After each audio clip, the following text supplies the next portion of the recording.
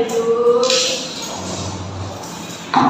Perkenalkan Ibu, saya Sabina sebagai adik isi ini. Nah, nanti Ibu jangan takut untuk memberikan informasi terkait kebiasaan, pola makan, dan pekerjaan Ibu. Karena kami sudah terjamin untuk kerahasiaannya. Benar ya Mbak? Benar Ibu. Nah, tujuan kegiatan kali ini untuk membantu Ibu membenarkan cara pola makan yang benar, aktivitas yang benar seperti apa. Dan untuk waktu konseling ini akan membutuhkan waktu sekitar 10-15 menit. Apakah Ibu bersedia? Boleh Mbak. Baik, sebelumnya Ibu atas nama Nyonya M dengan usia 65 tahun, apa benar? Iya benar. Oke. Sebelumnya saya izin untuk memeriksa berat badan dan tinggi badan terlebih dahulu untuk mengetahui status gizi dan perhitungan seharinya. Apakah Ibu bersedia? Ya, boleh balik silakan. Tinggi badan. Tangan depan. Untuk tinggi badannya di sini ada 155. Boleh pindah ke berat badan. Badannya ke depan. Untuk berat badannya ada di 65. Oke, sudah selesai tadi. Baik, jadi pengukuran tadi itu hasilnya tinggi badannya itu di 155 dan berat badannya itu di 65 kg ya Bu. Terus untuk IMT-nya di sini itu hasilnya 27,05 yang kategorinya itu obesitas tipe 1. Aduh, udah obes nih. Iya Ibu, karena sudah obesitas, ini pola makannya harus lebih waspada. Dan sekarang bagaimana kondisi Ibu? Apakah ada nyeri dada atau keluhan lain? Sudah agak enakan sih Mbak, tapi masih kayak terasa kadang itu aktivitasnya itu kayak lemas tiba-tiba.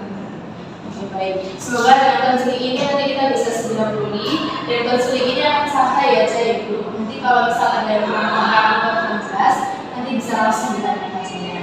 Iya. Sekarang saya ingin bertanya tentang pola makan atau kebiasaan Ibu ya. Biasanya Ibu makan sehari ada berapa kali? Biasanya itu saya makan tuh 3 kali dan suka sering beli gorengan di depan kompleks saya. Terus itu juga ada yang jualan kopi dari pagi itu. Kalau lauknya sehari-hari biasanya makan apa aja? Saya tuh suka banget sama daging. Dan itu yang kayak jeroannya di sapi itu juga. Terus itu terus juga sering. Kalau makanan yang berlemak atau santan itu juga bagaimana Ibu?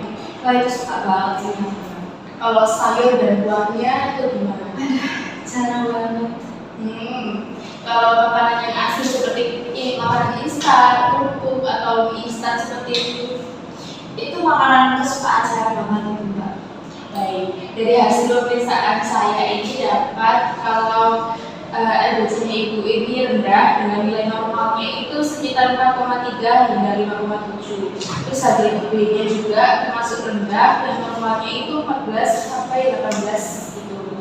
Untuk HCT-nya juga termasuk rendah dan normalnya itu 41 sampai 50%. Dan trigliseridanya juga termasuk tinggi Bu. Yang normalnya ini kurang dari 150 dan Ibu itu di 225. Untuk kolesterolnya nih juga termasuk tinggi, yang sangat amat tinggi, yang normalnya itu 125 sampai 200. HDL-nya juga termasuk rendah, yang normalnya itu 40 mg per dl. Terus LDL-nya juga sangat tinggi, yang normalnya itu di bawah 100 mg per dl. Terus ini tensinya juga termasuk 1 per 98 itu juga termasuk tinggi ya Ibu, dengan nilai normalnya itu 120 per 80. Jadi pola makan Ibu ini kemungkinan berpengaruh terhadap kondisi Ibu sekarang. Waduh, banyak yang tinggi ya Mbak. Ya, betul. Jadi dari hasil pemeriksaan dan cerita Ibu itu ada beberapa masalah gizi ya. Yang pertama itu ada asupan lemak, asupan dari kebiasaan gorengan, santan, dan makan daging yang berlemak sehingga kolesterolnya itu bisa tinggi. Terus yang kedua ada asupan natrium atau garam berlebih sehingga tekanan darahnya itu termasuk tinggi ya. Dan ketiga itu ada asupan serat yang kurang karena Ibu sendiri tadi bilang kalau jarang makan sayur dan buah. Keempat ada anemia karena di sini datanya itu HbA itu rendah. Terus saya ini sakit apa ya? Baik, di sini jadi berdasarkan data yang saya dapat itu diagnosisnya itu mengalami NSTEMI atau non-anesthetic evaluation myocardial infarction, yaitu salah satu jenis serangan jantung akut atau infark miokard. Nah, di sini saya punya leafletnya yaitu myocarditis. Myocarditis itu adalah peradangan yang terjadi pada otot jantung atau myocarditis yang umumnya disebabkan oleh infeksi virus. Terus tanda gejalanya itu ada nyeri di dada seperti di depan atau di tusuk, sesak nafas terutama bagian saat aktivitas atau berlari, terus ada bergejala atau lemah, jantung berdebar. Terus penyebabnya biasanya terjadi karena infeksi virus, infeksi lain dari parasit, bakteri atau jamur. Terus kemudian ada penyakit autoimun atau obat-obatan zat beracun atau alkohol. Terus apa yang dilakukan untuk pencegahan hepatitis? Di sini ada mengikuti pengobatan sesuai anjuran kesehatan, istirahat yang cukup untuk membantu kerja jantung, memperhatikan asupan makanan untuk mendukung kesehatan jantung, memilih makanan yang mendukung kesehatan jantung, memperhatikan pola makan sebagai bagian dari pemulihan, dan mengatur pola makan yang seimbang dan sesuai kondisi tubuh. Terus di sini juga ada prinsip dan jenis tujuan diet yang saya rekomendasikan. Yang pertama ada diet gas dan diet mediterania. Tapi kalau dari saya itu merekomendasikan yang diet gas karena tujuan diet ini itu mengurangi inflamasi miokard, mendukung pemulihan otot jantung, menstabilkan tekanan darah dan meningkatkan fungsi kardiovaskular. Terus di sini juga ada makanan yang boleh dan tidak boleh dianjurkan. Yang pertama ada karbohidrat itu dari nasi, kentang, ubi, singkong, oatmeal, roti, dan gandum. Kalau misalnya makan bubur itu bubur ayam atau bubur yang buburan gitu, Kalau bubur masih boleh, tapi kalau ada santannya itu nggak boleh ya.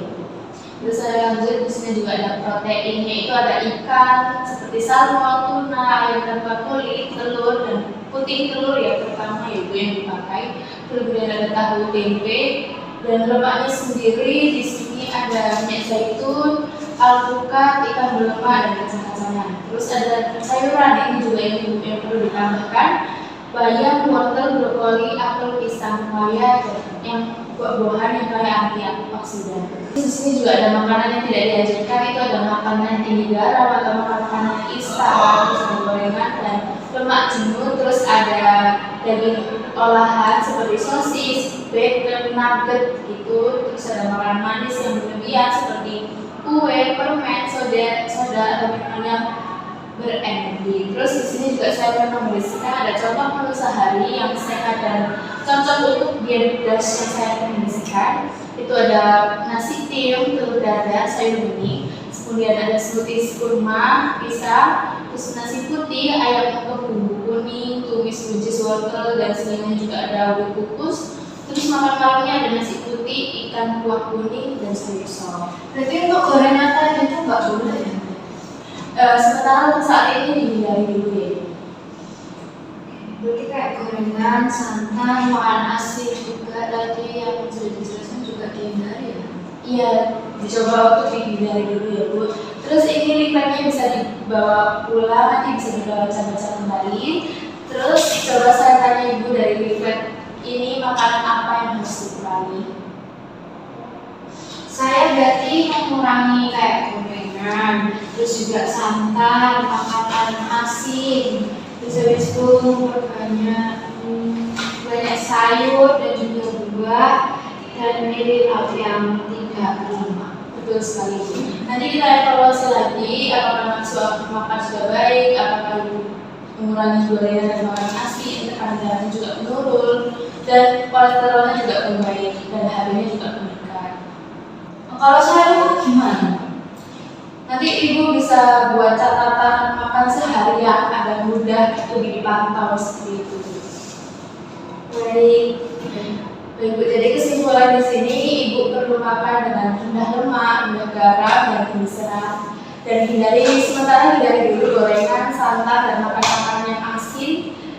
Terus dan makanan yang agak kurang sehat di badan Ibu. Dan apakah ada yang ingin ditanyakan untuk sesi coaching hari ini?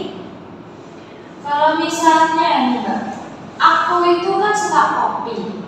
Nah, itu apakah boleh nggak masih mengonsumsi konsumsi kopi. Kan tadi disebutkan gorengan dibatasi, cuman juga dibatasi, gorengan asli juga dibatasi. Kalau kopi, Kalau kopi itu boleh, tapi sedikit aja ibu, untuk perlahan, jadi jangan terlalu sering dan jangan terlalu.